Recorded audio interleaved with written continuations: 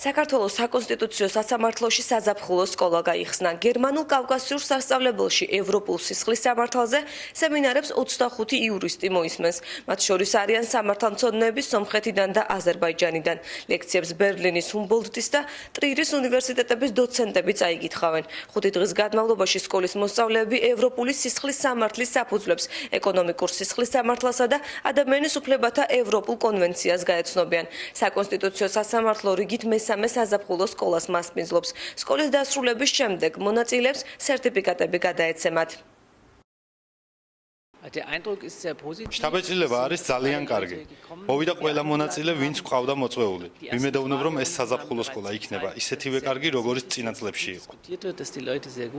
აქ თავმოყრილი არიან პრაქტიკოსი იურისტები, რომლებიც სისხლის სამართლის სფეროში მუშაობენ, მათთვის საინტერესო იქნება ახალი ინფორმაციის მიღება, სისხლის სამართალთან დაკავშირებული მნიშვნელოვანი საკითხების გაზიარება და რა თქმა უნდა თეორიული ცოდნის მიღება.